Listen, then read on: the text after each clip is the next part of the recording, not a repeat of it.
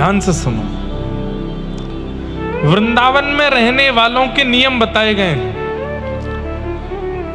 वृंदावन में रह के प्रिया प्रियतम को प्राप्त करने वालों के नियम क्या हैं? बोले सबसे पहला, भ्रातः तिष्ठ टले टले विटपिनाम ग्रामेषु भिक्षामट। होटल में भोजन मत करो, बाहर मत खाओ। तो कहां खाओ? बोले किसी ब्रजवासी के यहां से मांग करके पालो। इसको कहते हैं भिक्षा मांग करके ले लो, मधुकरी मांग लो। अच्छा, ये बात बोल करके एक बार मैंने अपने पैर पे कुल्हाड़ी मार ली थी।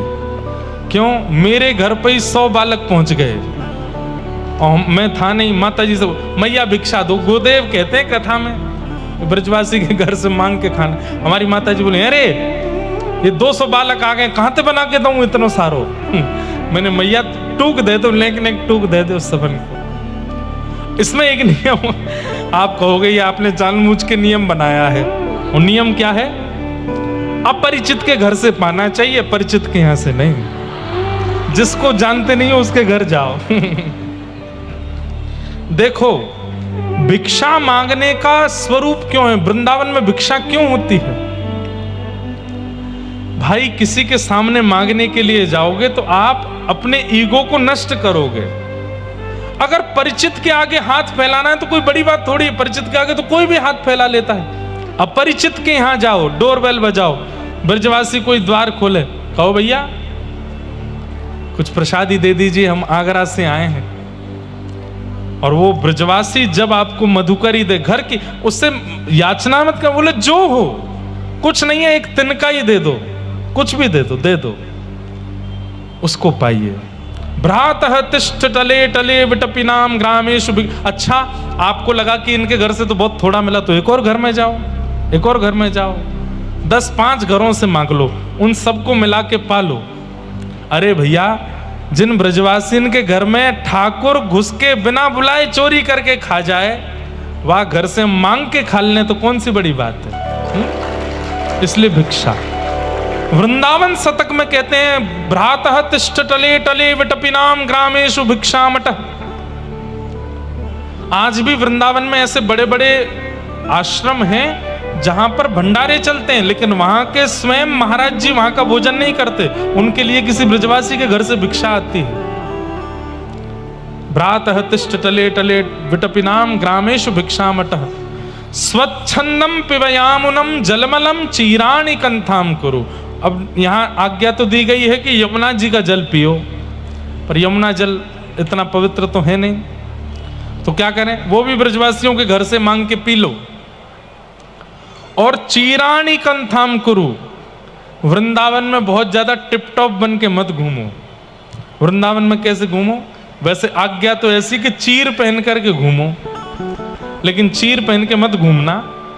पर बहुत ज्यादा सज धज के मत रहो वृंदावन में। वृंदावन में सजवे को अधिकार राधा रमण जी को है। वृंदावन में सजवे को अधिकार बिहारी जी को है। वृंदावन में सजवे को अधिकार राधा वल्लभ जी को है। लेकिन इतनो श्रृंगार ठाकुर जी ने नहीं किया जितनो श्रृंगार करके दर्शनार्थी खड़ो है। ये कोई बात थोड़ी। चीराणि कंथाम कुरु। और फिर सम्मानम कलयाति घोर गरलम। सबसे बड़ा विष क्या है? बोले सम्मान। अगर कोई ब्रजवासियों के अरे भैया तुम तो बहुत जोर के आदमी हो, तो यूं समझियो कि तुम्हारा भजन नष्ट हो गया। ब्रजवासी से सम्मान मत करवाओ। और ब्रजवासी नहीं, संसार में कहीं भी सम्मान की इच्छा मत रखो। किसी मंच पर, किसी सभा में, किसी परिवार में आपका बहुत सम्मान होता है, कान बंद कर लो, नहीं सुनना। शास्त्र आज्ञा करते हैं, सम्मान सुनने से पुण्य घटते हैं और अपमान सुनने से पाप घटते हैं। अगर कोई बात बात पर आपका अपमान करता है, निंदा करता है, चलती फिरती गंगा है आपके लिए, उसके पास जाते रहा करो। 2 गाली और दे दो भैया, थोड़ा सा और बुरा सा बोल दो ना कुछ हमको। क्यों? ऋषिकेश जाना था, जा नहीं पा रहे, जाम लगा है ना रास्ते में, आप ही गंगा हो हमारे लिए, तो बोल दो थोड़ा बुरा। क्यों? अपनी निंदा सुनने से पाप घटते हैं। सम्मानम कलयाति घोर गरलम और नीचपुमानम क्षुधा। अगर कोई आपको गलत बोल दे, निंदा कर दे, आप पे आरोप लगा दे, आक्षेप लगा दे, तो समझ जाओ कि बस ठाकुर जी बचा रहे हैं, ठाकुर जी हमको संभाल रहे हैं। श्री राधा मुरलीधरो व्रज सखे वृंदावनम मात्यज। श्री किशोरी जी और ठाकुर जी को अपना सखा मान लो, लेकिन वृंदावन छोड़ के कभी मत जाओ। ये बात मैंने क्यों बताई? सम्मान की भूख जिसको बहुत ज्यादा होती है, अपमान भी उसी का ही होता है। सम्मान की इच्छा मत रखो, दीन बनो, सरल बनो, बहुत दैन्य रखो।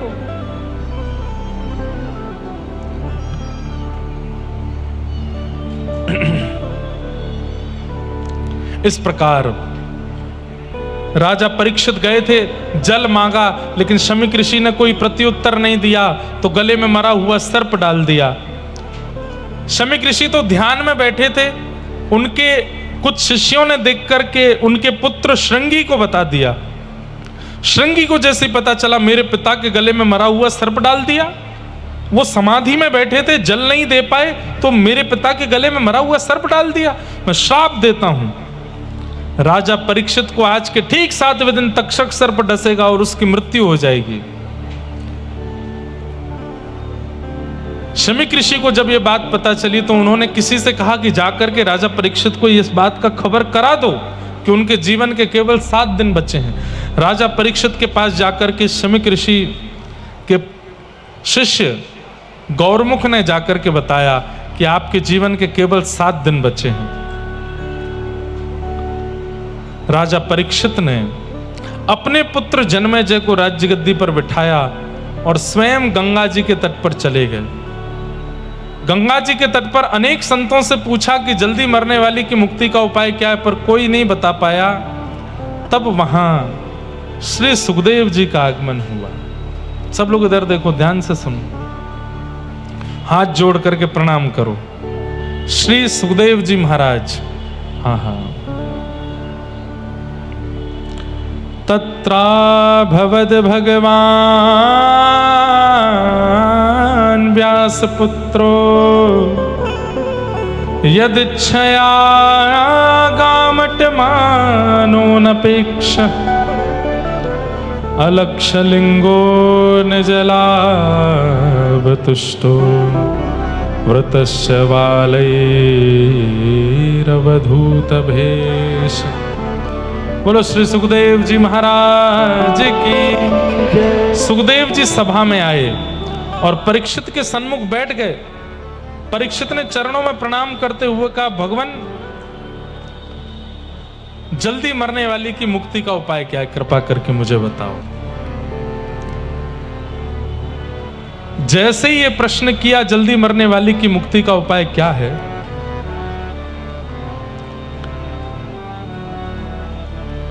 श्री सुखदेव जी यहां से बोलना प्रारंभ करते हैं। अब हम द्वितीय स्कंद, तृतीय, चतुर्थ, पंचम, षष्ठम, सप्तम, अष्टम, नवम और फिर 10म, अब 9 स्कंदों की कथा है। जल्दी जल्दी स्पर्श करते हुए नंदोत्सव की तरफ चलेंगे। बिल्कुल ध्यान से सब लोग बैठ जाइए, अपना स्थान जमा के बैठे रहना, उठ के जाना नहीं, और खूब आनंद से नंदोत्सव मनाएंगे। कथा प्रसंगों को स्पर्श करते हुए हम चलें। सुखदेव जी कहते हैं, वरीयानेशते प्रश्न क्रतो लोकहितं नृप आत्मवेद सम्मतः पुंसा श्रोतव्यादिषु पर। हे राजन, तुमने जो प्रश्न किया है वो सबके लिए किया है तो बहुत अच्छा है, लेकिन अकेले अपने लिए किया है तो अच्छा नहीं है। बोले क्यों? बोले जल्दी मरने वाली की मुक्ति का उपाय क्या है, ये सबके लिए तो अच्छा प्रश्न है भाई। कब किसके प्राण निकल जाए वो उपाय कर लेगा, लेकिन तुम कौन हो? तुम परीक्षित हो। तुमने जन्म बाद में लिया, तुम्हारी मां के गर्भ में प्रवेश करके भगवान ने तुम्हारी रक्षा पहले की है। तुम तो भगवत रक्षा किए गए हो, भगवत दर्शन तुमको हो चुका है, भगवत स्पर्श तुमको हो चुका है, तुमको तो मुक्ति मिलने वाली। तुम ये प्रश्न क्यों कर रहे हो? जब तुम अपनी माँ के गर्भ में थे तब अश्वत्थामा ने ब्रह्मास्त्र छोड़ा था और द्वारिकाधीश ने तुम्हारी माँ के गर्भ में प्रवेश करके अपनी गदा घुमा करके तुम्हारी रक्षा की थी। तुम्हें तो पहले ही मुक्ति मिल जाएगी क्योंकि तुम जीवन मुक्त हो, ठाकुर जी का अनुभव तुमको हो चुका है। तुम ये प्रश्न कर रहे हो कि जल्दी मरने वाली के मुक्ति का उपाय क्या, तो तुम्हारे लिए उचित नहीं है। तो मैं क्या पूछूं फिर? बोले मुक्ति का मतलब है मृत्यु के बाद भगवान का दर्शन। तुम तो पूछो कि मैं भक्ति प्राप्त कैसे करूं। भक्ति का मतलब होता है जीते जी भगवान का दर्शन। क्या करना है बताओ? जीते जी भगवद अनुभव करना है कि मृत्यु के बाद भगवद अनुभव करना है? कैसे करना है? जोरते बोलो। तो उसके लिए मुक्ति नहीं, उसके लिए तो भक्ति मांगनी पड़ेगी, भजन करना पड़ेगा। यही बात यहां पर शुकाचार्य जी को समझाते हैं कि तुम मुक्ति की याचना मत करो, तुम तो भक्ति की याचना करो कि 7 दिन में तक्षक सर्प आवे उससे पहले पहले ठाकुर जी तुम्हारे सन्मुख आ जाएं। भैया आज से जप नियम सब कछु एक ही उद्देश्य से करो। हे नाथ पीतांबरी कसी हो, मुखड़े पे एक हंसी हो, छवि मन में ये बसी हो, जब प्राण तन से निकले, इतना तो कहना स्वामी, जब प्राण तन से। एक उपाय बताएं। ये भक्तमाल जी वृंदावन में मिलती हैं, इनके अंदर व्रजरज भी है, भक्तमाल जी भी, और संभवतः यमुना जल भी पधराया जाता है। ये सदा हृदय से लगी रहीं। तुलसी जी में मड़ी हुई हैं, इसलिए प्याज लहसुन आदि आदि कई भक्ष वस्तुओं का सेवन नहीं कर सकते। इसी नियम के साथ इसको पहनिएगा। ये सदा आपके चित्त से लगी रहनी चाहिए, चाहे जैसी परिस्थिति आ जाए, ये आपके तन का त्याग ना करे। क्या होगा? तो भक्तमाल जी में कथा आती है कि भक्तमाल में जितने भक्त हैं सब प्रकट हो जाएंगे अंतिम श्वास आने से पूर्व। ठाकुर जी भले ही नहीं आ पाए, भक्त आ जाएंगे। कौन कौन से भक्त आएंगे? मीराबाई आ जाएंगे, सूरदास आ जाएंगे, स्वामी श्री हरदास जी आ जाएंगे, हितवंश महाप्रभु आ जाएंगे, ये सारे भक्तजन आ जाएंगे। और भैया हरि नहीं आ पाए, हरिजन ही आ गए, तो हरिजन लेकर के जाएंगे कहां? हरि के पास ही लेकर के जाएंगे। इसलिए हमारे ब्रज के रसिकों ने कितनी सहजता बता दी। बोले क्या करो? बोले या तो भक्तमाल जी को गले में विराजमान कर लो, नित्य भक्तमाल सुनना शुरू कर दो, नहीं तो भक्तमाल जी को कंठ में धारण कर लो। अंतिम श्वास में हरि न भी आए तो हरिजन आ जाएंगे। कई बार पुलिस बैरिकेड लगा के रखती है, आगे सबको जाने की अनुमति नहीं होती, लेकिन हमारा कोई सगा संबंधी अगर आगे गया हुआ है, हम उसको फोन करते हैं, भैया ये पुलिस वाले आने नहीं दे रहे, आ जाओ। तो वो आकर भैया मैं अंदर का हूं, इनको भी अंदर आने दो।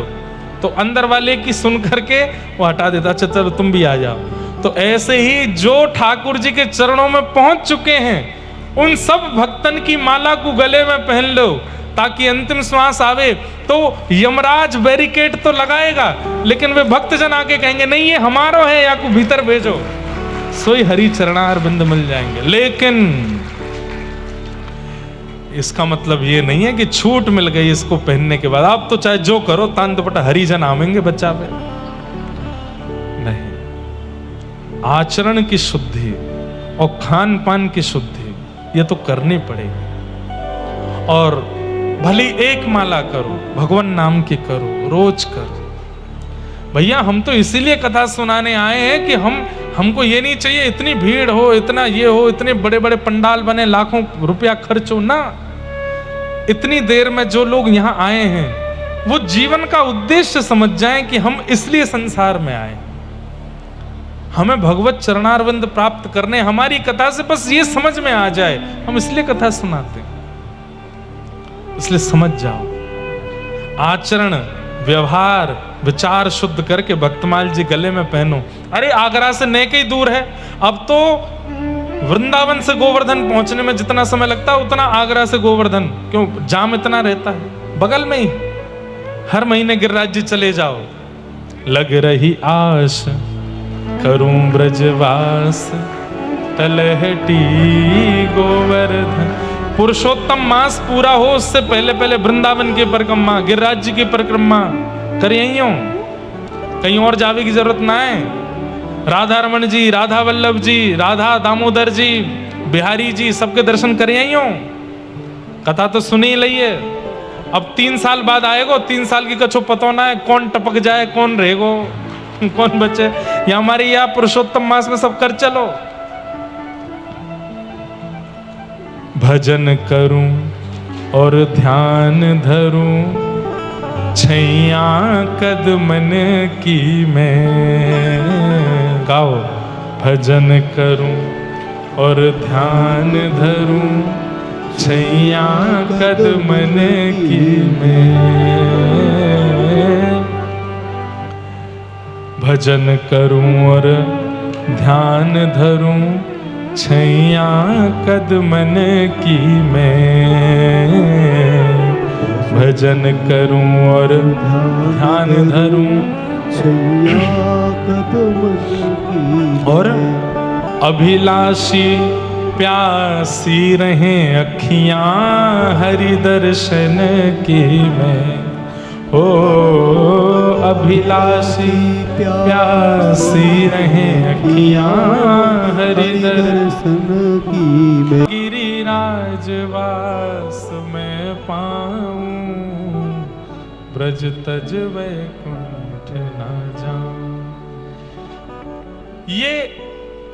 यही भावना यहां पर कही जा रही है कि भैया परीक्षित, तुम मुक्ति की कामना मत करो, तुम तो भक्ति की कामना करो। मुक्ति का मतलब मृत्यु के बाद भगवान का दर्शन, और भक्ति का मतलब जीते जी भगवान का दर्शन। और एक बात ध्यान से सुनिएगा, हम ब्रजवासी को तो अधिकार है कि मरवे ते पहले ठाकुर जी देखने ही पड़ेंगे, और ब्रज में रहवे वाले इनको ठाकुर जी मृत्यु से पहले मिलेंगे ही मिलेंगे, ये निश्चित है। बस ने एक भजन कर ले, बस ने एक अपना स्वभाव सुधार ले, ने एक अपने विचार सुधार ले। मृत्यु के बाद कहा पतो भैया कहां जाएंगे, या हमारी जीवित अवस्था में दर्शन कर लो। परीक्षित जी महाराज के चित्त में यह भावना प्रकट हो गई। समीचीनम वचो ब्रह्मन् सर्वज्ञस्य तमानघ, तमो विशीर्यते मह्यम हरेः कतः अतः कथाम। हे कृपा करके आप मुझे ठाकुर जी के मंगल चरित्र सुना के मेरे चित्त में भक्ति प्रकट करो। तब यहां भगवान के पावन चतुश्लोकी भागवत का विषय सुनाया गया। तत्पश्चात उद्धव विदुर संवाद और विदुर जी को भागवत धर्म का निरूपण, सृष्टि का प्रारंभ, स्वयंभू मनु और शत्रुपा की पुत्री देवभूति का कर्दम ऋषि से विवाह, और उनके यहां पर भगवान कपिल रूप में प्रकट हुए। बोलो कपिल भगवान की जय। कपिल भगवान ने अपनी माताजी देवभूति को ज्ञान उपदेश किया। तत्पश्चात देवभूति माता सिद्धता नाम की नदी बनकर के बहने लगी, और आगे इनके और 2 बहन थी देवभूति की, आकुति और प्रसूति, उनका प्रसंग सुनाया। और इनके एक भाई की कथा आई जिनका नाम है उत्तानपाद। उत्तानपाद राजा की 2 पत्नियां थी, सुनीति और सुरुचि। सुनीति के पुत्र हुए ध्रुव और सुरुचि के पुत्र हुए उत्तम। थोड़ा सा समझिएगा इस बात को। हम सबकी भी 2 पत्नियां हैं, सुनीति और सुरुचि। नीति माने बुद्धि और रुचि माने मन। ये 2 पत्नी हैं हमारी। दोनों अपनी इच्छा पूरी करवाती हैं हमसे, लेकिन विशेष रूप से हमें किसकी माननी है, इस विषय पर यह कथा सुनाई गई जहां ध्रुव जी का चरित्र है। एक बात ध्यान से सुनना। दोपहर 2 बजे कथा में जाना है। अब उस समय मन और बुद्धि दोनों अलग अलग हो जाती हैं। बुद्धि क्या कहती है, कथा में चलो, कथा में जाके बैठेंगे। पर कई बार मन क्या कहता है, YouTube पे आ तो रही है लाइव, एसी चला के यहीं लेट जाओ। अरे माँ गर्मी है, बहुत गर्मी, बैठने की अलग झंझट है, और लघु शंका आदि के लिए भी उठ के नहीं जा सकते, जगह घिर जाती है। और हम तो आगे और बैठते, महाराज जी उठते हैं और नहीं देते हैं। इससे बढ़िया घर पे ही सुन लो। मन और बुद्धि दोनों के अलग अलग राग हैं। डॉक्टर ने कह दिया भैया तुम्हारा कोलेस्ट्रॉल बढ़ता जा रहा है, शुगर हाई है, सुबह सुबह घूमना शुरू करो। 5 बजे का अलार्म लगा लिया रात को, और सुबह जैसे 5 बजे अलार्म बजा, पुनः दोनों पत्नी प्रकट हो जाती। बुद्धि क्या कहती है? चलो चलो चलो उठो, 10,000 के जूते खरीद के लाए हो, पहनो इनको। तुम्हारा कोलेस्ट्रॉल बढ़ा है, शुगर बढ़ रहा है, डॉक्टर ने कहा है घूमना पड़ेगा, चलो। छोटे बच्चे हैं, पत्नी है, सबका ध्यान रखना है, चलो। लेकिन मन क्या कहता है? 18 डिग्री पर एसी चल रहा है, बढ़िया ठंडक है कमरे में, सौंधी सौंधी ठंडी हवा आ रही है, आज और सो जा, कल चलियो। ये मन और बुद्धि, ये 2 पत्नियां हैं हमारी। परंतु याद रखिएगा, सुनीति से जन्म लेने वाले पुत्र का नाम क्या है? ध्रुव। मतलब बुद्धि से जिस बालक का जन्म होता है उसका नाम है ध्रुव, और मन से जिस बालक का जन्म होता है, मतलब सुरुचि से जिस बालक का जन्म होता है उसका नाम है उत्तम। उत्तम और ध्रुव में अंतर क्या है? जैसे पानी, पानी क्या है? पानी ध्रुव है, सबको प्रिय है। संसार में कोई व्यक्ति ऐसा नहीं होगा जो पानी के बिना रहता हो, सबको आवश्यक है, सबको प्रिय है, तो पानी ध्रुव है। लेकिन कैंपा कोला ये उत्तम है, ये ध्रुव नहीं है। किसी को प्रिय है, किसी को नहीं प्रिय है, और किसी को प्रिय लगती भी है तो भी वो नहीं पीता है, क्यों? गला खराब हो जाएगा, स्वास्थ्य खराब हो जाएगा, आदि आदि। तो मन के मार्ग पर चलोगे तो वो मिलेगा जो तुम्हें चाहिए, और बुद्धि के मार्ग पर चलोगे तो वो मिलेगा जो तुम्हारे लिए जरूरी है। दोनों में बहुत अंतर है।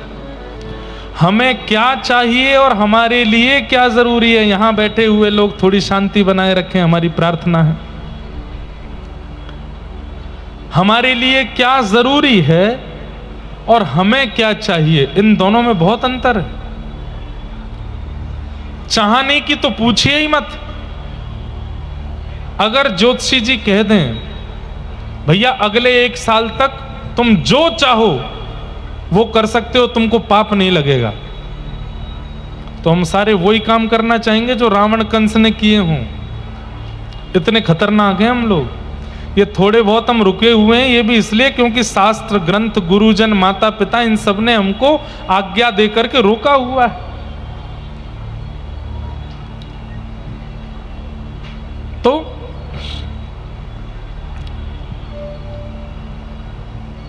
मन के मार्ग पर नहीं, बुद्धि के मार्ग पर चलना है। लेकिन आध्यात्मिक व्यक्ति को यह भी नहीं करना है। आध्यात्मिक व्यक्ति को क्या करना है? बोले मन और बुद्धि दोनों एक करनी है, अलग अलग नहीं। सब लोग इधर देखिए, ये मन और बुद्धि जब तक अलग अलग हैं, मन असमंजस में पड़े, कंफ्यूजन है, क्या करें क्या करें क्या करें क्या करें। आध्यात्मिक व्यक्ति कंफ्यूज्ड नहीं रहता, वो अपनी एक बात पर ही स्थिर रहता है, क्योंकि उसके मन और बुद्धि दोनों एक हो जाते हैं।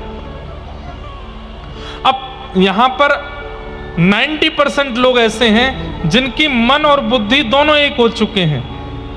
2:30 बज रहे हैं, भयंकर धूप है, भयंकर गर्मी है, 40 टेम्परेचर पार कर रहा है, लेकिन मन भी कहेगा कथा में चलो, बुद्धि भी कहेगी कथा में चलो। 7 दिन की तो बात है, उसके बाद तो सोना ही है, चलो।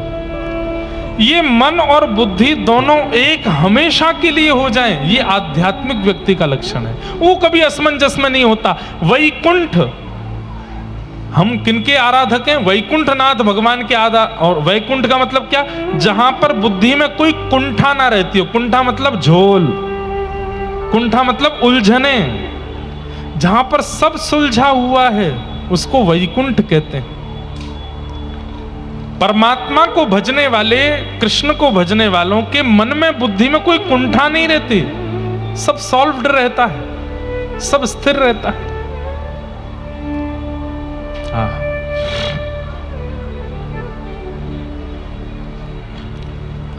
तो उत्तानपाद राजा की 2 पत्नी हैं। सब लोग इधर देखते रहे ना। हाँ, ये सामग्रियां उधर जा रही हैं, आगे वालों को करने दो, आप लोग यहीं देखो। उत्तानपाद राजा की 2 पत्नी, बड़ी पत्नी के पुत्र का नाम ध्रुव, छोटी पत्नी के पुत्र का नाम उत्तम। छोटी पत्नी के प्रति आकर्षण होने की वजह से बड़ी पत्नी का त्याग कर दिया, और जिसके कारण एक दिन बड़ी पत्नी के पुत्र को गोद में बैठने की इच्छा हुई, और जब वो गए तो छोटी मां ने डांट दिया। रास्ता यही है ले जाने का, पीछे से नहीं आ सकती सामग्रियां। बस आपको क्या रोके, हमारा ही मन जा रहा उन पे, इसलिए पीछे से ही कर लो। क्या बता रहा था मैं, कहां थे हम? हैं? जल्दी बताओ कहां थे? हाँ, तो ध्रुव जी का मन हुआ कि अपने पिता की गोद में बैठना। छोटी मां ने डांट दिया, बोलो वन में जाओ, भगवान का भजन करो, भगवान आज्ञा दे करके कहें वरदान मांगो तो कहना छोटी मां के गर्भ से मेरा जन्म हो, ऐसी कृपा करो। जब मेरे गर्भ से जन्म लोगे, मेरे पुत्र बन के आओगे, तब बैठोगे यहां पर। ध्रुव जी महाराज रोते रोते अपनी मां के पास गए। मां ने कहा क्या बात है? बोले छोटी मां ने कहा कि वन में जाके भगवान का भजन करो, और भगवान प्रकट हो जाए तो उनसे वरदान मांगना कि मैं उनके गर्भ से जन्म लूं। आप अच्छी नहीं हो, आप उचित नहीं हो, जो मां ऐसा कहती है कि मैं उनके गर्भ से जन्म लूं तभी राज्य गद्दी पर बैठूंगा। ध्रुव जी की मां ने कितना अच्छा समझाया, बेटा एक बात सोच, तू चौकी पर बैठने की जिद कर रहा है, लेकिन तुझे सिंहासन बैठने को मिल जाए तो तू चौकी पर बैठने की जिद दोबारा करेगा? नहीं। अरे ये सामान्य गद्दी पर बैठने की तू जिद कर रहा है, वन में जाके भजन करके जब ठाकुर जी मिल ही जाएंगे, उनकी गोद मिल जाएगी, तो फिर दोबारा इस गद्दी पर बैठने की इच्छा ही नहीं होगी। साला इस गद्दी पर बैठने की कभी इच्छा नहीं होगी। इसलिए छोटी मां की बात को मान करके वन में जाओ। छोटी मां घुमा करके बात कर रही है। देखो छोटी मां ने घुमा के बात की नहीं, लेकिन मां के ऊपर है कि वो अपने बालक को कैसे समझाना चाहती। अब कई बच्चों को डरा देते हैं, वहां मत जाना, वहां हौवा है। बच्चे डर के मां के पास, मां वहां पे हौवा है, हौवा है। उस समय मां यदि उसको अच्छे से समझा दे, नहीं वहां पे हौवा नहीं है, बस उन बच्चों के लिए हौवा है जो रोटी नहीं खाते।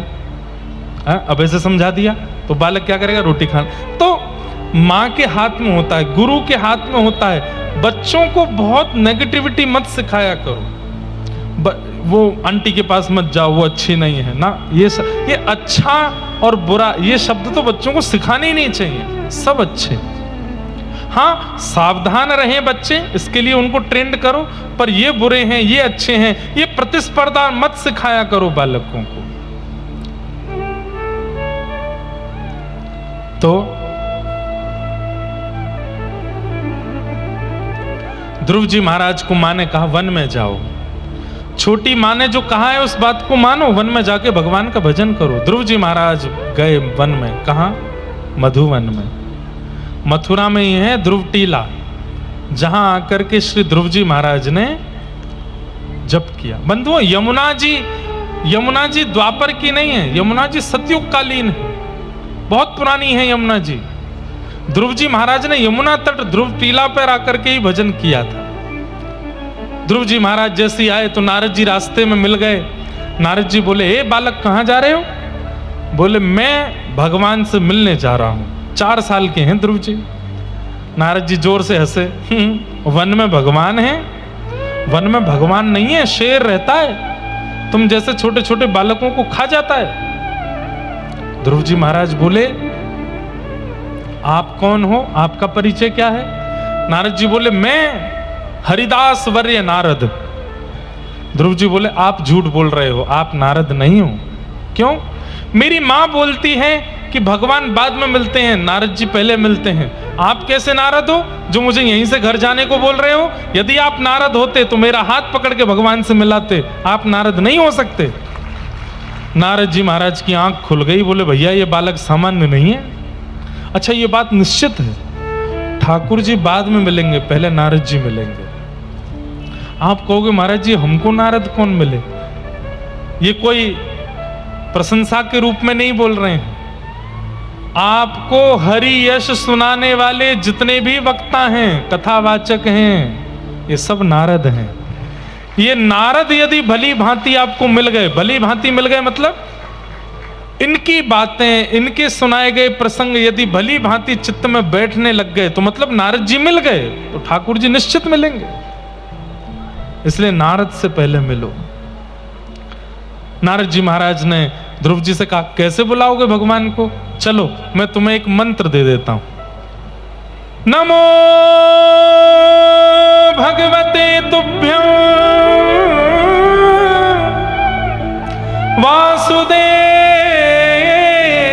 वासुदेवाय धीमहि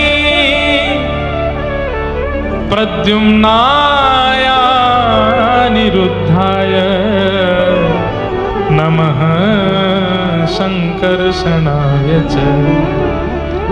ओम नमो भगवते वासुदेवाय। ये द्वादशाक्षर मंत्र है। कितने अक्षर हैं इसमें? 12। मैं कभी कभी कथा में क्या करता हूं, ये भगवान का फोन नंबर है, ये रोज इस पे एक डायल मारा करो।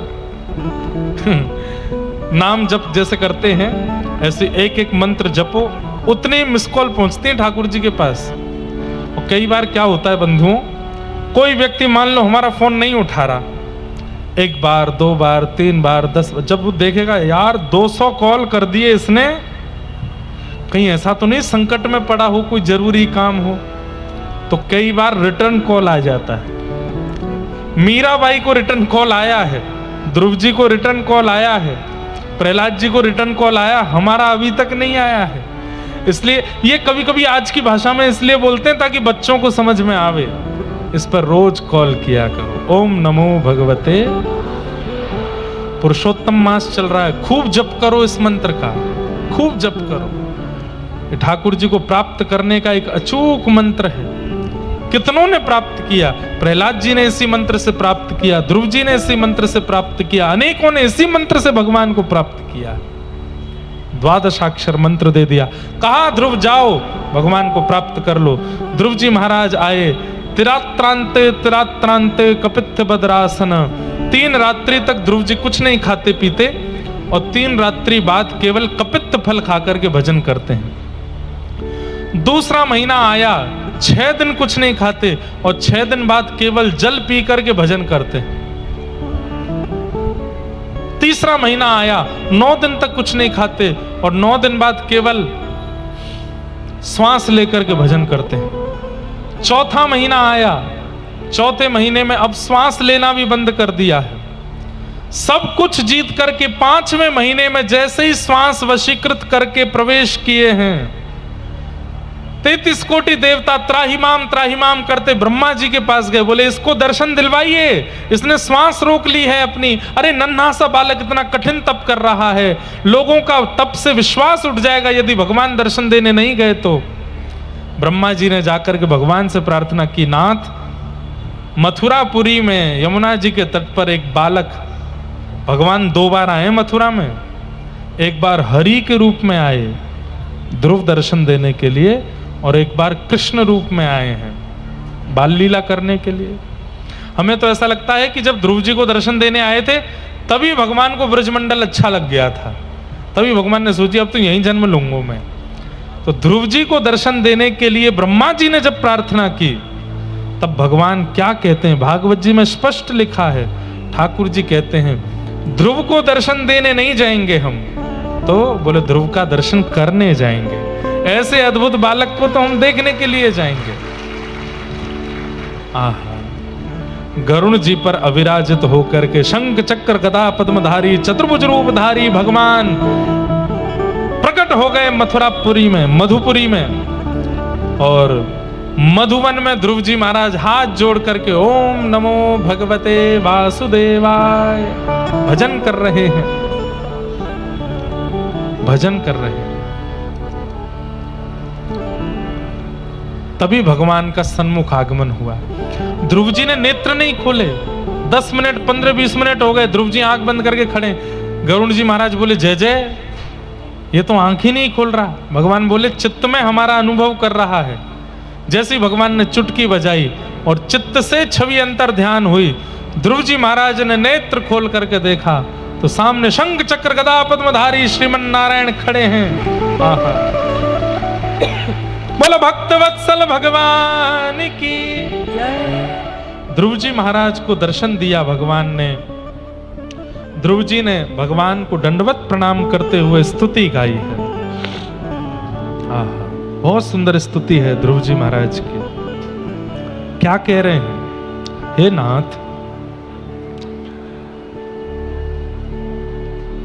आपने बड़ी कृपा की, जो आप दर्शन देने के लिए मेरे पास पधारे, मुझ अधम पर कृपा करने के लिए मेरे पास आए। नाथ, ये आपकी बड़ी कृपा है। और ध्रुव जी महाराज अपनी स्तुति में बहुत सुंदर बात कहते हैं। क्या? योऽन्तः प्रविश्य मम वाचमिमां प्रसुप्तां संजीवयत्यखिल शक्तिधर स्वधाम्ना अन्यां सहस्त्रचरण श्रवणत्वगादी प्राणान् नमो भगवते पुरुषाय तुभ्यम। हे नाथ, मेरी प्रत्येक इंद्रियों को ऊर्जा देने वाले आप हो। तो प्रत्येक इंद्रियों को ऊर्जा देने वाले व्यक्ति को, प्रत्येक इंद्रियों को ऊर्जा देने वाले आपको मुझे प्रत्येक इंद्रिय से पूजना चाहिए। जैसे हम केवल आंखों से दर्शन करते हैं, कानों से श्रवण करते हैं, ये पीछे से हम पर लेजर कौन मार रहा है भैया? बिल्कुल पीछे से।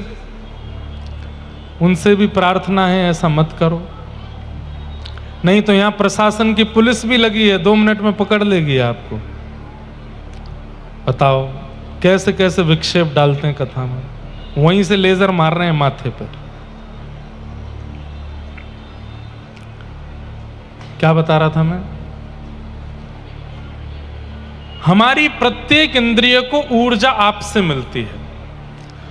आंखों में देखने की ऊर्जा भगवान देते हैं, कानों में सुनने की शक्ति भगवान देते हैं, जीभ में चखने की शक्ति, बोलने की शक्ति भगवान देते हैं, हाथों में कर्म करने की, पैरों से चलने की शक्ति भगवान देते हैं। प्रत्येक इंद्रिय को कर्म करने की शक्ति भगवान देते हैं। तो प्रत्येक इंद्रिय से कृतज्ञता ज्ञापन करनी चाहिए हमें। आंखों को देखने के लिए आपने शक्ति दी, तो हे नाथ, मैं इन आंखों से आपको देख के आपको धन्यवाद कहता हूं। कानों से आपने सुनने की शक्ति दी, तो इन कानों से आपकी कथा कीर्तन सुन के आपको धन्यवाद कहता हूं। हाथों से कर्म करने की शक्ति, तो इन्हीं हाथों से आपकी सेवा करके मैं आपको धन्यवाद करता हूं। पैरों को चलने की शक्ति आपने दी, तो इन्हीं पैरों से आपकी प्रदक्षिणा करके आपको धन्यवाद करता हूं। हम किसी भी एक इंद्रिय को यदि भगवत सेवा से विमुख कर देते हैं तो वही इंद्रिय पाप करने लग जाती है। इसलिए सर्वांगीण अंग से भगवान का भजन करो, भगवान की सेवा करो, क्योंकि सारी इंद्रियों को भगवान ने ही शक्ति प्रदान की है। ये स्तुति गाते हुए अंत में ध्रुव जी महाराज कहते हैं, भक्ति मोह प्रवहताम त्वयि में प्रसंगो भूयादनंत महताम अमलाशयानाम येनांजसोल्वणमुरुव्यसनं भवाब्धिं निश्चय भवत गुण कथामृतपान मत्तः। हे नाथ, मुझे आपसे एक वस्तु चाहिए। मुझे ये श्लोक बहुत अच्छा लगता है। ध्रुव जी क्या कहते हैं? भगवान से कहते हैं मुझे आपसे एक वस्तु चाहिए। बोले क्या? बोले मुझे एक व्यसन लगा दीजिए, मुझे एक एडिक्शन दे दीजिए, मैं एक नशा करने लग जाऊं। बोले क्या? बोले आपकी कथा सुनने का मुझको व्यसन हो जाए। जैसे नशा करने वाला व्यक्ति बिना उस नशीले पदार्थ के रह नहीं पाता, ऐसे मैं भी आपकी कथा के बिना रह ना पाऊं। नाथ, ऐसी कृपा मुझ पर कर दो। भक्ति मुह प्रवहताम त्वयि मे प्रसंगो भूयादनंत महताम मलाशयानाम ये नांजसोल वणमुरु व्यसनम भवाब्धिम निश्चय भवत गुण कथामृतपानमत्त। मैं आपकी कथा सुनना और आपका कीर्तन गाने का मुझे व्यसन लग जाए नाथ, ऐसी मुझ पर कृपा कर दो। ध्रुव जी महाराज ने स्तुति गाई, भगवान ने उन पर कृपा की। तत्पश्चात ध्रुव चरित्र आगे बढ़ा। ध्रुव जी वापस लौट करके गए, पिताजी ने सिंहासन दिया, 36,000 वर्ष तक राज्य किया ध्रुव जी ने। तत्पश्चात सशरीर भगवान के धाम को गए, इसलिए आज भी ध्रुवलोक का दर्शन होता है पृथ्वी से। वहां आज भी ध्रुव जी महाराज और अनन्य भक्त ध्रुव जी के साथ विराजते हैं। बोलो भक्तवत्सल भगवान की। ध्रुव जी के वंश में राजा अंग हुए, इनके बेटा बैन हुए। तत्पश्चात भगवान पृथु और पृथु महाराज ने, जिनके कारण इस धरती को पृथ्वी कहा जाता है, आदि आदि सब क्रम सुनाए गए। भूगोल खगोल का वर्णन किया, नरकों का वर्णन किया, अजामिलोपाख्यान सुनाया गया। तत्पश्चात भगवान के एक असुर भक्त की कथा आती है जिसका नाम है वृत्रासुर। असुर होते हुए भी भक्त है भगवान का। वृत्रासुर ने भगवान की एक बहुत सुंदर स्तुति गाई। अहम हरे तब पादैक मूल दासानुदासो भवतास्म भूयः मनस्मरेता सुपतेर गुणांस्ते गृणीतवा कर्म करोतु कायः ननाक पृष्ठम न च पारमेष्टम न सार्वभौमम न रसाधिपत्यम न योग सिद्धिम अपुनर्भवम वा समंजसत्वा विरहय्य कांक्षे अजात पक्ष इव मातरम खग स्तन्यम यथा वत्सतराच्छुधार्ता प्रियम प्रियैव व्युषितम विषन्ना मनोरविंदाक्ष दृदिक्षते त्वाम। वृत्रासुर ने भगवान की स्तुति गाई। ये प्रसंग हम कई बार विस्तार से सुना चुके हैं। असुर भगवान का भक्त, जिसे बाद में फिर हमारे रसिकाचार्य भक्त वृत्त कहने लगे। बोले इसको असुर मत कहो, ये तो भक्त है। क्या मांगा भगवान से, सूक्ष्म में समझाऊं। भगवान से कहते हैं कि हे नाथ, मैं आपके चरणों का दास नहीं बनना चाहता। भगवान बोले तो, बोले दासानुदासो भवतास्म भूय। आपके दासों के दासों के दासों के दासों के चरणों का मुझे दास बना दीजिए, ये कृपा मुझ पर कर दीजिए। भगवान बोले ऐसा क्यों? मेरा दास क्यों नहीं बनना? मैं सामने खड़ा हूं, मेरा दास नहीं बनना? और मेरे चरणों के दासों का दास तुझे क्यों बनना है? बोले नाथ, आप सुदर्शन लेकर के गजेंद्र की रक्षा करने गए थे, लेकिन गजेंद्र तो बाद में वैकुंठ पहुंचा। गजेंद्र से 15-20 मिनट पहले वो ग्राह मगरमच्छ पहुंच गया था वैकुंठ। क्यों? क्योंकि वो आपके दास गजेंद्र के चरणों को अपने मुख में लेकर के बैठा था। उसका उद्धार पहले हो गया जो आपके भक्तों के चरणों में पड़ा रहता है। इसलिए नाथ, मुझे अपने उद्धार में देरी नहीं चाहिए। दासानुदासो भवतास्म भूय। कितनी अच्छी बात है। वृत्रासुर का अगर मैंने प्रसंग सुना दिया तो आपके नेत्र सजल हो जाएंगे, इतना अद्भुत चरित्र है। लेकिन अवकाश नहीं है, इसलिए मैं केवल उनके श्लोक की व्याख्या कर रहा हूं। सीधे ठाकुर जी के चरण मत पकड़िए, ठाकुर जी के दासों के दास बनिए। ठाकुर जी के जो भजते हैं, ठाकुर जी का जो स्मरण करते हैं, ठाकुर जी का जो स्मरण करते हुए अपना जीवन उद्धार कर रहे हैं, उनके दासों के दास बनने का प्रयास कीजिए। सीधे ठाकुर जी के दास। इसलिए हमारे यहाँ गुरु पद्धति है, गुरु प्रणाली है। क्यों? हम ठाकुर जी से जाकर के जब दीक्षा हो जाती है ना, तो दीक्षा होने के बाद हम ठाकुर जी को ऐसे प्रणाम नहीं करते, हम फिर नियमित रूप से प्रणाम करते हैं। अस्मत् गुरुभ्यो नमः, अस्मत् परम गुरुभ्यो नमः, अस्मत् सर्व गुरुभ्यो नमः, श्रीमते रामानुजाय नमः। और फिर अपना नाम बोला जाता है, जो गुरु जी ने नाम दिया उस नाम से फिर प्रणाम किया जाता है। हे भगवान, तोताद्री रामानुजदास का दंडवत प्रणाम स्वीकार करें, यह हमारा गुरु प्रदत्त नाम है।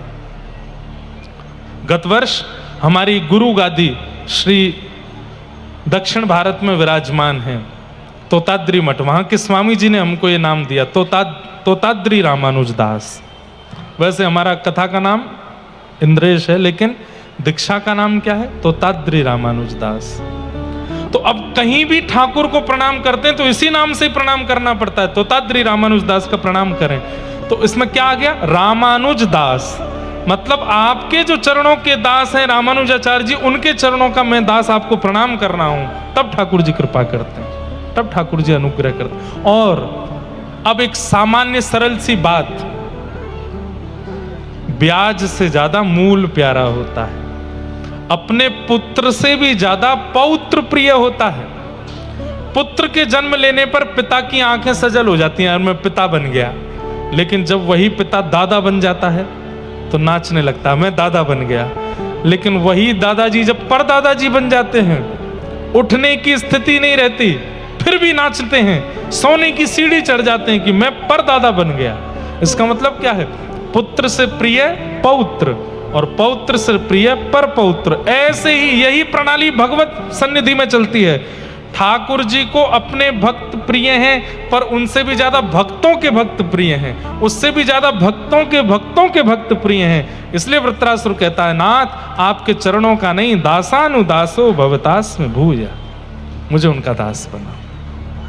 कई बार ऐसा होता है, हम अपने गुरुदेव की बड़ी महिमा गाते हैं ना, तो कई लोग टोकते हैं, गुरु जी हैं वो भगवान नहीं है, इतना महिमा मंडन मत करो उनका, ऐसा कहते हैं। या जाने कहां गवार प्रेम ने दिया कि सदा उल्टी बहे। अब उसको क्या समझाएं हम, वो गुरु शिष्य प्रेम तो जानता नहीं। अरे भाई, जब अपने गुरुदेव की वंदना करते हैं तभी ठाकुर जी खुश होते हैं। अच्छा, मेरे दास का महिमा गा रहे हो, जब हनुमान जी का यश गाते हैं, चारों युग प्रताप तुम्हारा है, प्रसिद्ध जगत उजियारा, साधु संत के तुम रखवारे, असुर निकंदन नाम द्वारे। हनुमान चालीसा से हनुमान जी कम प्रसन्न होते हैं, राम जी ज्यादा प्रसन्न होते हैं। हाँ, हमारे हनुमान जी का यश गा रहा है, मेरे हनुमान जी का यश गा रहा है, और राम जी कृपा करते हैं। फिर राम रक्षा स्तोत्र जब हम गाते हैं तब हनुमान जी खुश होते हैं। अपना यश सुनकर के कौन खुश होता है? अब सोचो, आप मेरा यश गाओ और मैं यूं बैठूं, लोग देखने वाले क्या कहेंगे, भाई कैसा आदमी है, अपने आप को पुजवा के खुश हो रहा है। ऐसे हनुमान जी महाराज खड़े हैं, हाथ में गदा लिए और पर्वत लिए, और कोई गा रहा है, भूत पिशाच निकट नहीं आवे, महावीर जब नाम सुनावे, ना सरोग रस पीरा जपत निरंतर। हनुमान जी खुश नहीं होते, हनुमान जी के चित्त में बैठे हुए राम जी खुश होते हैं।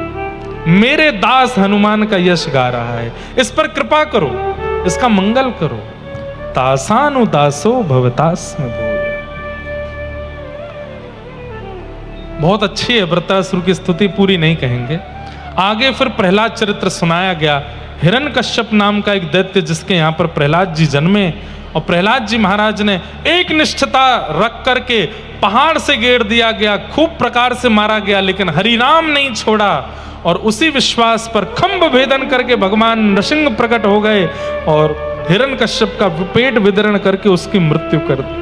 बोलो नृसिंह भगवान की। हाथ जोड़ के प्रणाम करो। सत्यम विधातुम निज भृत्य भाषितम व्याप्तिम च भूतेष्वखिलेषु चात्मनः अदृश्यतात्यद्भुत रूप मद्वहम स्तंभे सभाया न मृगम न मानुषम। नृसिंह भगवान प्रकट हुए। नृसिंह भगवान ने इस मांस का निर्माण हिरण्यकश्यप को मारने के लिए ही किया। अब हिरण्यकश्यप मर गया तो ये मांस रोने लगा, बोले मेरा कोई और काम ही नहीं था, एक राक्षस को मारने के लिए मुझे बनाया, अब सब लोग मुझे मलमास बोलने लगे हैं। तब भगवान ने इस मांस को अपना नाम दे दिया, पुरुषोत्तम मांस। बोले तुम में जो भजन करेगा, जो नियम करेगा, जो कथा सुनेगा, जो तीर्थ यात्रा करेगा, उसका सब अधिक होता चला जाएगा। इसलिए अधिक मास, पुरुषोत्तम मास, ये भी नृसिंह अवतार के बाद ही प्रारंभ हुआ। ऐसे नृसिंह भगवान को हम प्रणाम करते हैं। तत्पश्चात देवासुर संग्राम, बलि, वामन अवतार, गजेंद्र मोक्ष की कथा, नवम स्कंद के राजाओं का चरित्र और राम अवतार सुनाया गया। गुरुवर थे त्यक्त राज्यो विचरदनुवनम पद्म पद्भ्याम प्रियाया पाणिस्पर्शा क्षमाभ्याम रजत रजदुतो यो हरिंद्रानुजाभ्याम। गुरुवर थे त्यक्त राज्यो विचरदनुवनम पद्म पद्भ्याम प्रियाया पाणिस्पर्शाक्षमाप्यां व्रजत पथरुजो यो हरीन्द्रानुजाप्यां वैरूप्या शूर्पणख्या प्रियविरहरुषरोपितभ्रूविजम्भ तस्ताब्दिर्बद्धसेतु खलदवदहन कौशलेन्द्रोऽवतान्न। बोलो राजा रामचंद्र भगवान। प्रभु श्री राम का मंगल चरित्र 2 अध्यायों में सुनाया गया। चंद्रवंश के राजाओं की कथा सुनाई और इसी चंद्रवंश के अंदर भगवान कृष्ण का अवतरण हुआ है। राजा परीक्षित को सुखदेव जी सुना रहे। 2 श्लोकों में पूरी कृष्ण कथा सुना दी। अब मैं पहले ही थोड़ा सावधान कर दूं, भीड़ बहुत ज्यादा है और किसी भी प्रकार की अनुचितता आज नहीं होनी चाहिए। यहाँ माताएं भी बहुत हैं, छोटे छोटे बालक भी बहुत हैं। किसी भी प्रकार से किसी को भी अगर लगती है चोट वोट तो वो हमें स्वीकार नहीं, इसलिए बहुत ज़्यादा उपद्रव नहीं करेंगे। आप सब लोग जहाँ हैं वहीं रहेंगे। दधी काना के लिए हमसे कल बोल रहे थे हमारे नागर जी की महाराज जी दधी काना करें। मैंने कहा नहीं, यहाँ व्यवस्था संभल नहीं पाएगी, लोग संभल नहीं पाएंगे और हमको अपनी चिंता नहीं, हमको तो 10 लोग बचा ले जाएंगे, हमारी वजह से किसी और को चोट नहीं लगनी चाहिए। लेकिन दधी काना होगा, थोड़ा थोड़ा छिड़काव मंच पे कर देंगे, थोड़ा बहुत हम देख लेंगे। बाकी आप सब लोगों को थोड़ी बहुत सामग्री लुटाई जाएगी। नहीं तो हमें पता है यहाँ कोई बैरिकेटिंग नहीं है, सारे हमारे जो है ये मिक्सर माइक कैमरा फैमरा सब गिरगिरा जाएंगे, सब नुकसान हो जाएगा। इसलिए हम थोड़ी बहुत सामग्री लुटाएंगे। बाकी आप लोग नृत्य करना, खूब उत्साह से आनंद मनाना और बाकी सबको नंदोत्सव की सामग्री बाहर बंटवाने की व्यवस्था करवा दी जाए। बहुत ज्यादा उपद्रव पंडाल में ना हो, इसका ध्यान रखा जाए। 2 श्लोकों में कृष्ण कथा सुना करके जब परीक्षित जी को सुखदेव जी शांत हो गए, परीक्षित जी ने चरणों में प्रणाम किया। इधर देखो, यहां देखो, यहां देखो, अरे ये कथा ही बधाई है, इसको लूटो। वो बधाई कौन सी बधाई जो टॉफी वॉफी खाल के खत्म कर दोगे, रैपर फेंक दोगे, वो बधाई थोड़ी।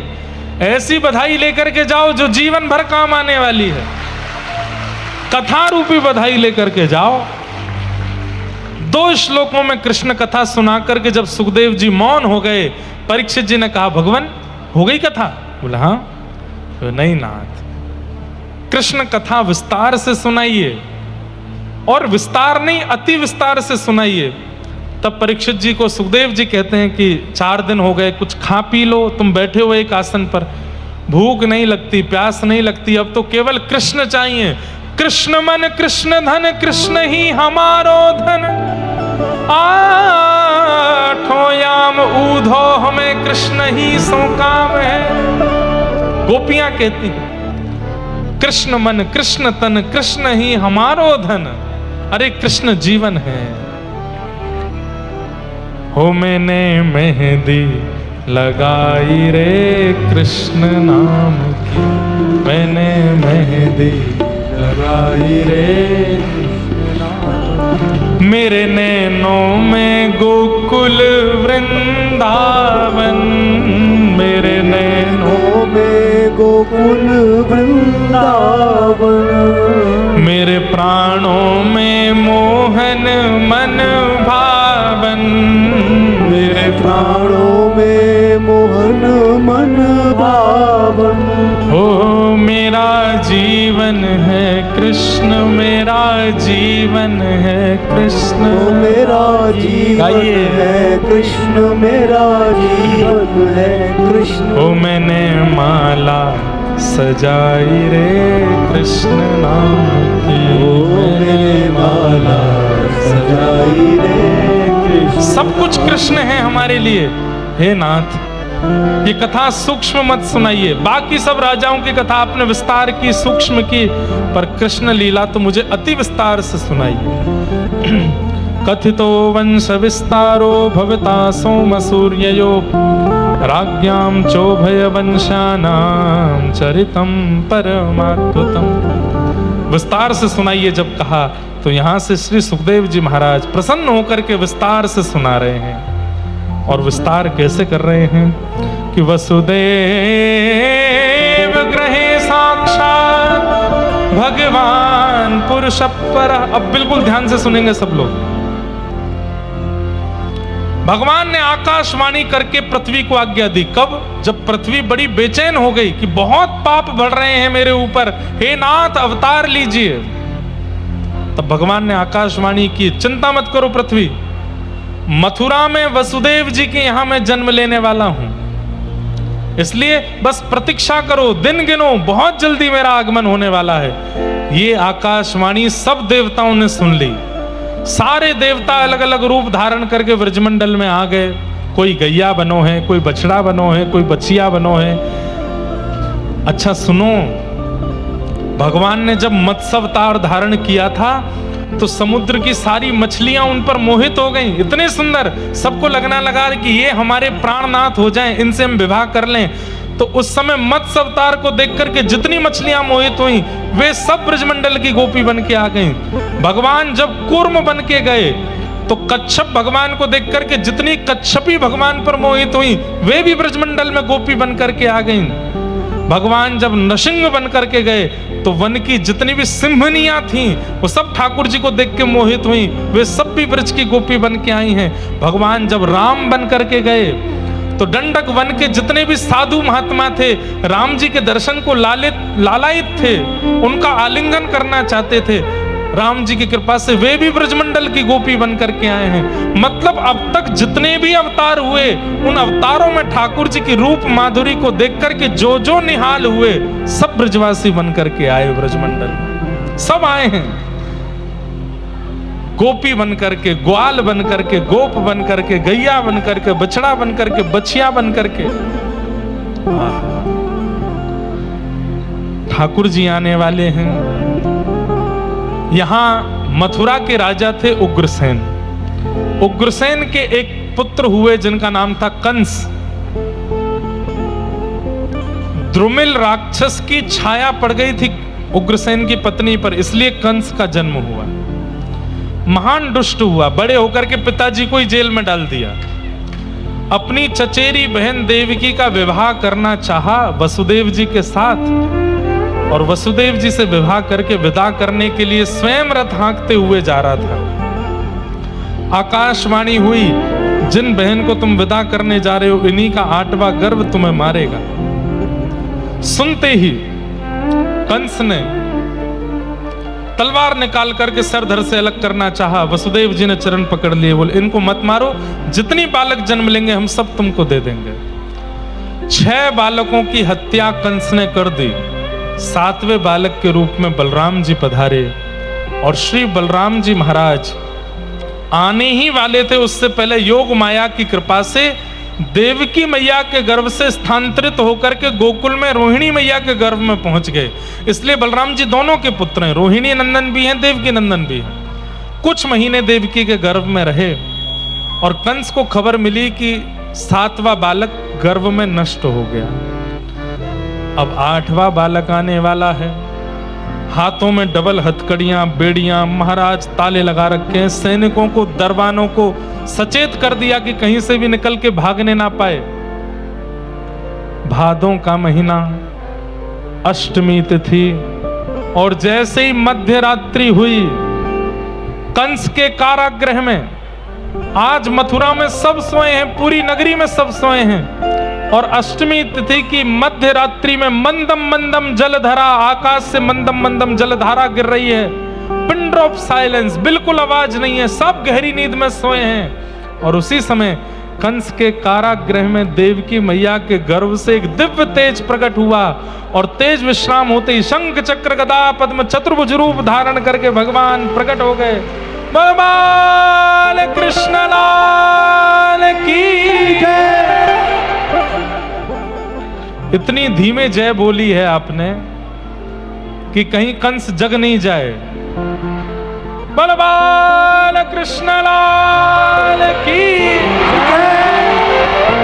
वाह। अब आयो आनंद, ऐसी आनंद कराइयो अगले आध पौन घंटा। हाँ, और जो नहीं करावेगो बाकू बगलवारी की सौगंध है। खूब उत्साह में रहियो भैया, नंदोत्सव मनानो है आज। 4 भुजा धारण करके ठाकुर जी प्रकट हो गए। मैया की याचना से 2 भुजा अंतर ध्यान कर दी, छोटे लाला बन गए और पयोधर पान करके वसुदेव जी की गोद में गए। हथकड़ी बेड़ियां खुल गईं, ताले खुल गए। ठाकुर जी बोले मोए ले जाके ब्रजमंडल में सुवाए दो यशोदा मैया के पास।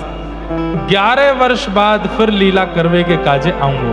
कहां देख रहे हो सब लोग? इधर देखो, यहां देखो। यहां कुछ भी हमारी इच्छा के बिना नहीं होगा, इसलिए कुछ भी होना होगा तो यही होगा, पीछे कुछ नहीं होना, इसलिए यही देखो। वसुदेव जी ठाकुर जी को लेकर के गोकुल पहुंचे, यशोदा मैया के बगल में सुवाए करके लाली को ले जा करके कंस को दे दिया। अष्टभुजी देवी भद्रकाली के रूप में प्रकट हो गई और कंस से कह दिया मेरे जैसे निर्दोष बालकों को मारते हो, तुम्हारे शत्रु ने तो जन्म ले लिया ब्रजमंडल में।